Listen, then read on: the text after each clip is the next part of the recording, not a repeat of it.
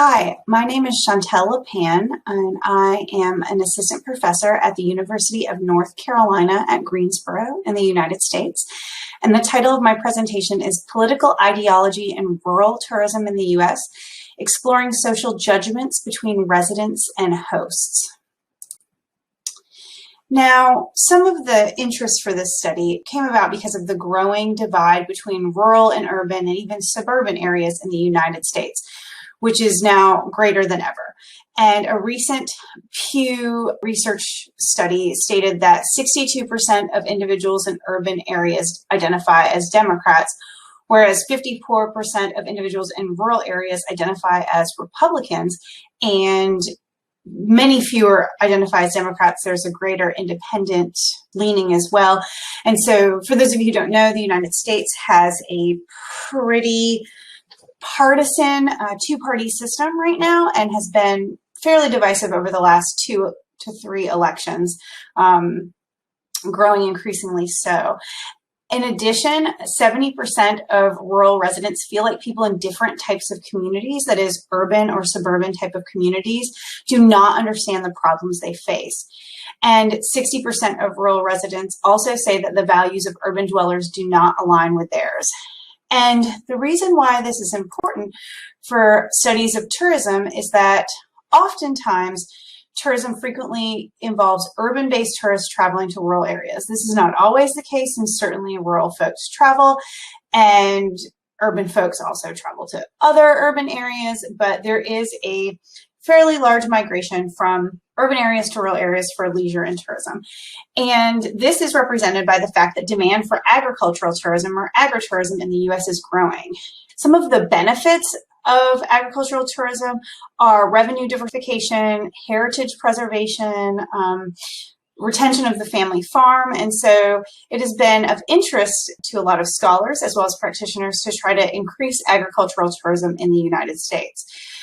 Some of the primary theories of resident-host interaction are around social exchange theory, and that really is based on the fact that we are rational actors, and to oversimplify it, hosts and residents, that you're giving your hospitality and a part of yourself in exchange for money. And the thing that kind of negates, I think, is the importance of social structure. In a previous study I've done talks about the importance of that, and how that can change the way in which tourists and hosts interact. So tourism is pretty important, not only economically for communities, but some researchers have even suggested that it can help heal divided societies. So the power of tourism has, I think, in some ways been underestimated, and we would like to explore here more how tourism can work to bring people together.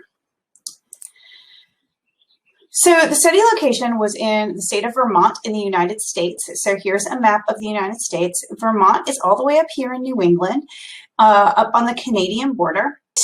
The study took place in these top counties across the area. Vermont is a very typically rural state. The study took place in these top northern counties, and you can see from these maps here what's really interesting is the red is which towns voted for Trump in 2016. Donald Trump, the Republican candidate for president in 2016. So all this red is the towns that voted for Donald Trump. Overall, Vermont has been a fairly liberal or Democratic leaning state for the past 30 or so years. And the difference you can see is that fewer of these towns went as strongly for Donald Trump in 2020. So there has been a shift in between those voting characteristics between conservative and liberal over the past 4 years. Now, this study took place in 2019, which was really interesting because they were gearing up for the 2020 election, and Donald Trump had been president for about 2.5, going on 3 years. The study took place between the summer and fall of 2019 in 2 extended field trip exercises. So the study design was primarily qualitative.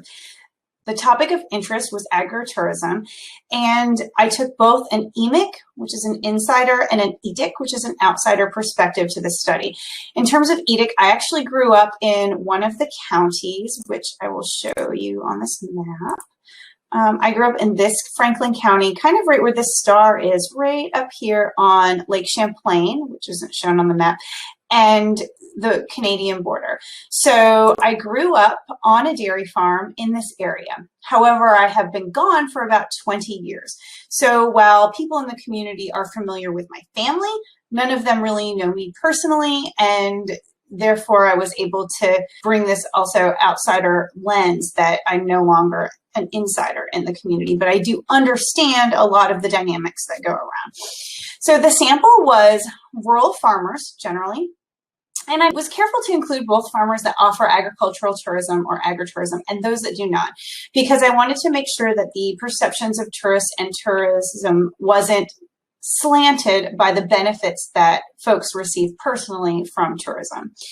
And in terms of the sampling approaches, I used both referral and quota methods. So in terms of referral, I asked if people knew people who were willing to talk to me, but I made sure everybody filled a quota. That means I aimed to get an equal balance of farmers that were participating in agritourism and those that were not, and I did. I had 10 of each.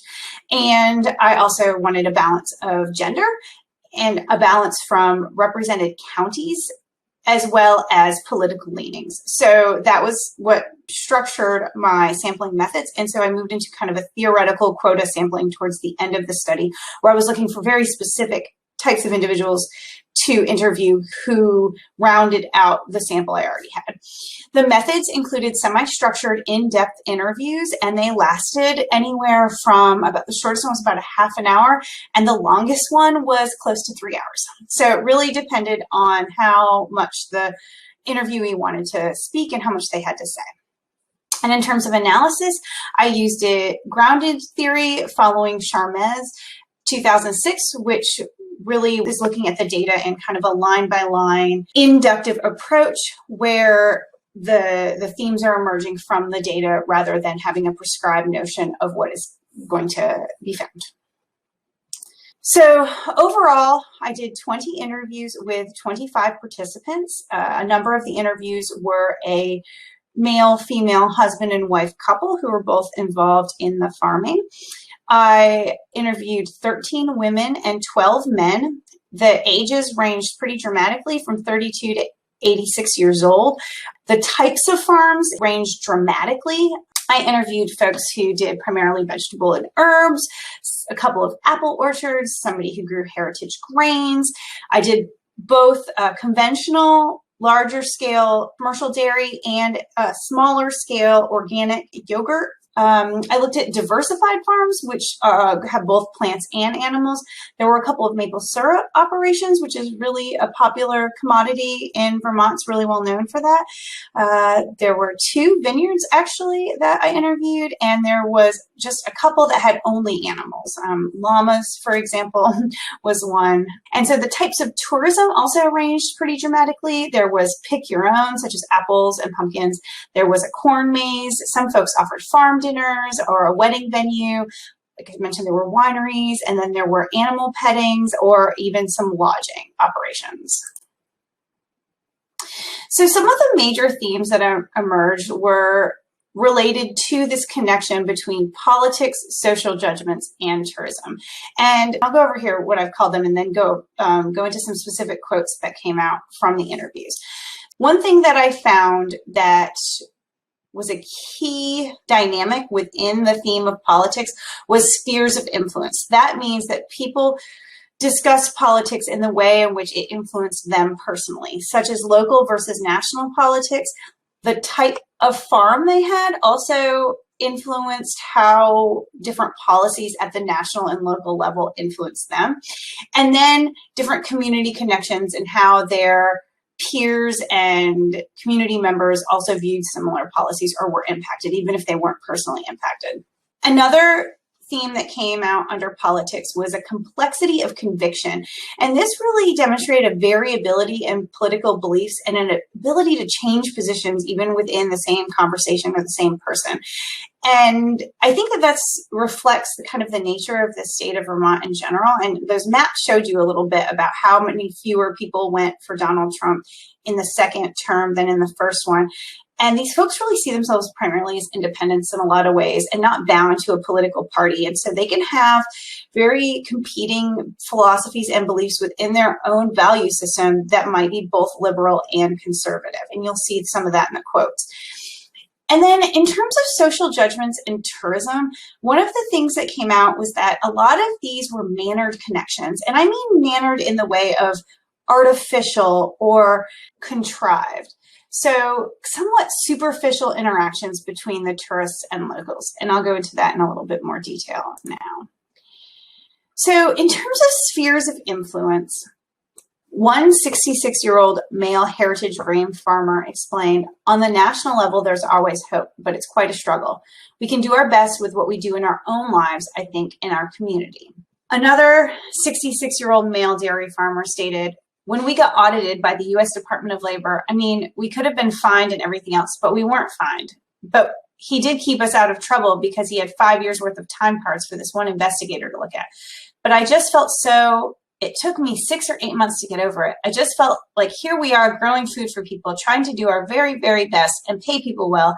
And what the heck, what do you get for it but a frickin' knife in the back from the U.S. government? A 40-year-old male vegetable farmer added, so this is interesting because when I hear farmers on the national news, like farmers national scale, I mean, that's not part of our world because farming on that national scale is large scale commodity stuff, you know, grain, sorghum, wheat, soy, dairy.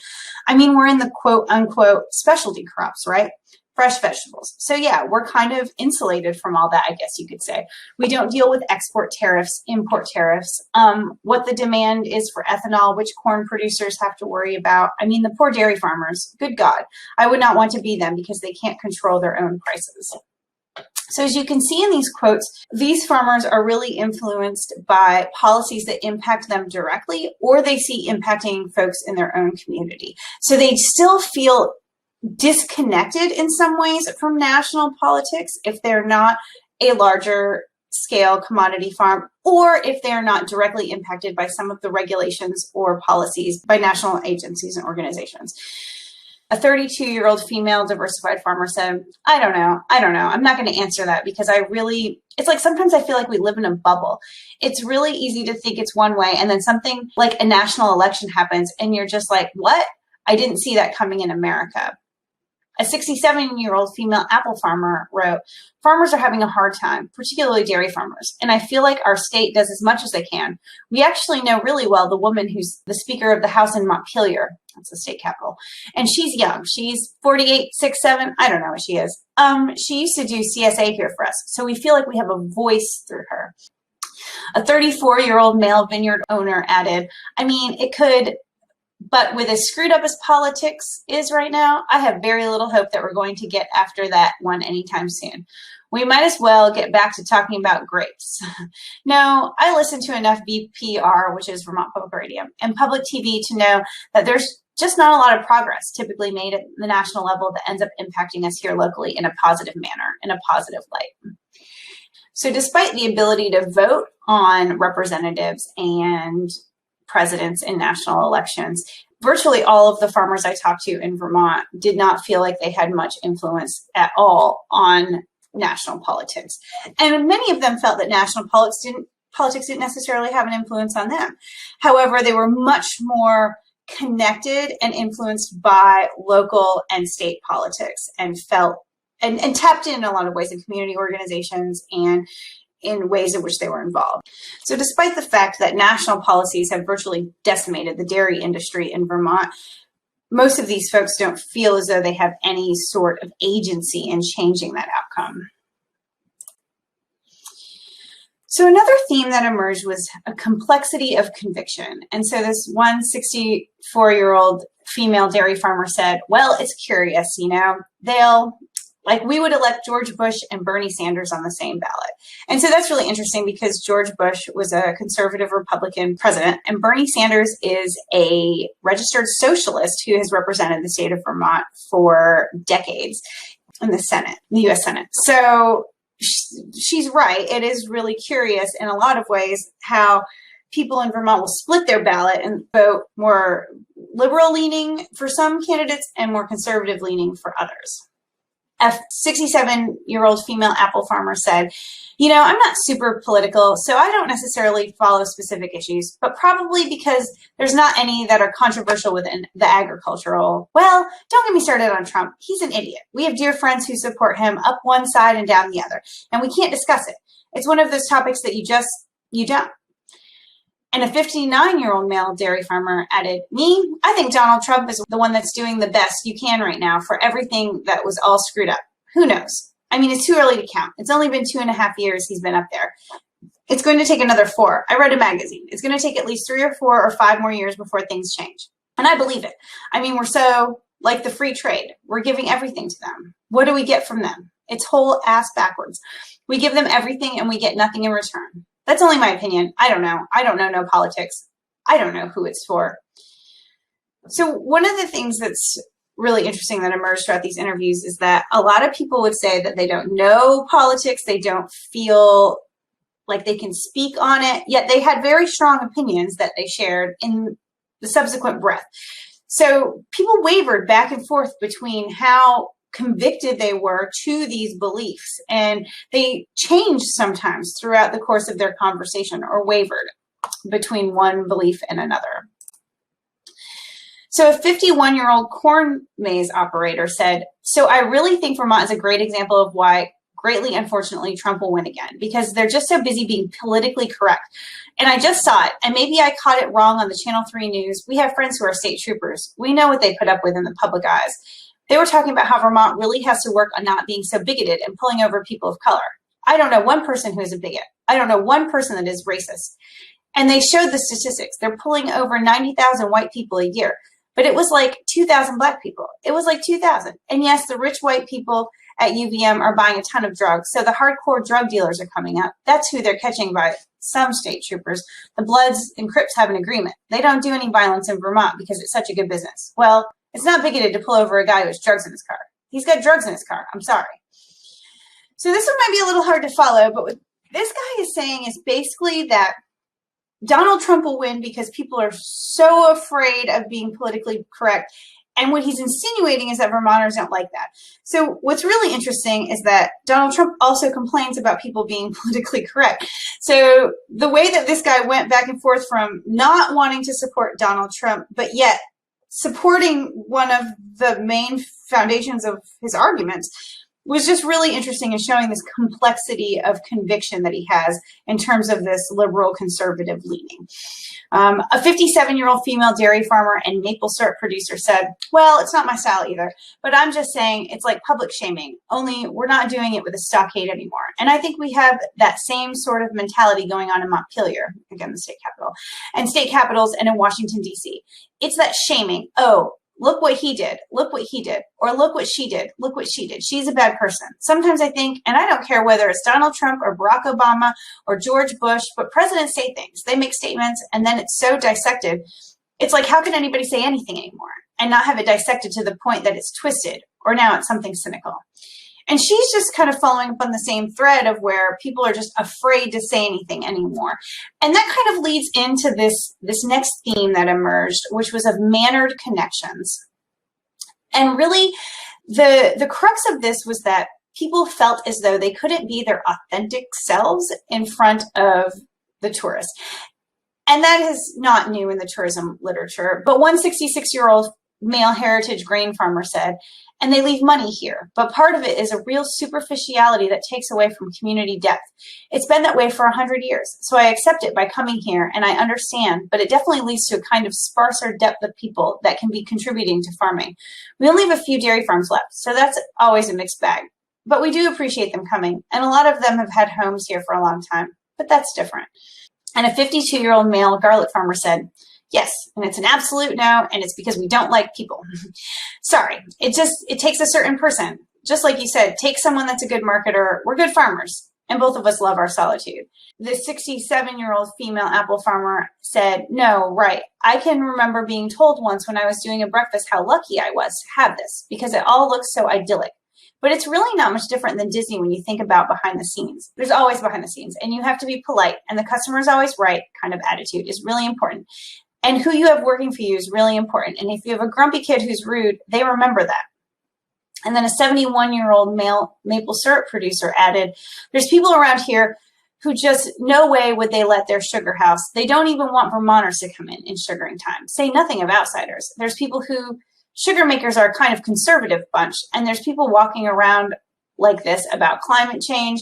No, that's not happening. And I've been really different that way. And frankly, it's not always comfortable to have people milling around your property. We found they drop their handkerchiefs and cigarette butts and stuff. But if you're going to run a retail business, tourism-based retail business, you've just got to realize they're your bread and butter. You've got to have them. And there's people who won't have them. And so what both of these folks are talking about was how difficult it is to maintain this facade for the tourists and how many people are just not willing to go through that sort of effort. So there are three primary findings. The first is that complexity of conviction creates a space for relating to others who do not share the same values. This is the case for both tourists and residents, as well as residents and residents. So their own community members and friends and family. And so you saw that in some of the quotes where people just maybe don't talk about these sort of things, but they do leave a space to connect with people who do not share the same values with them. Yet a lot of the tourist and host interactions are highly mannered and do not leave space for authentic connections. Therefore, while tourism provides opportunities for engaging with people who share different values, it is unlikely that meaningful exchanges will occur in these highly mannered settings. So some of the recommendations that came out of the study were to create spaces for deeper connections between tourists and locals. One of the things that has gone by the wayside is a lot of these traditional bed and breakfast type formats. And one of the participants talked about how difficult it was for her to transition to an Airbnb or VRBO type rental because folks just leave and they never get to say goodbye. And so even if they've had a chance to talk and meet and connect with someone, it is still a very superficial connection. And they maybe don't share that same relationship moving forward that they might have previously. Another opportunity, more occasions for social gatherings between tourists and locals. And one example of this would be farm dinners, which are very popular in Vermont. So this is where a chef comes in and caters a dinner on a farm using the local produce, the produce on the farm, for example. And often these are open to both tourists and locals. And frequently they're just long communal tables where real connections could happen. Another recommendation is that we find more opportunities to limit the burden of the front stage, like Bruner and McCannell talked about, while still allowing hosts to maintain their desired privacy of the backstage. So we have talked about authenticity a lot in tourism, but if there are ways for people to feel as though they can be themselves more in these interactions, there's more opportunity for increased connections and fewer negative social judgments between the tourists and the hosts.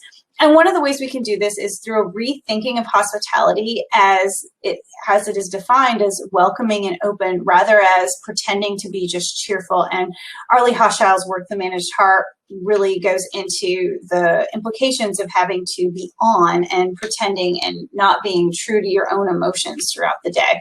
And so those are some things to think about as we talk about moving into these more rural areas and expanding tourism in people's homes and communities and bringing people who are unlike them into their space. And so these recommendations will hopefully help maximize some of those benefits and minimize some of the negatives of those efforts. So thank you for listening to my research, and please leave any comments, questions at all at the end.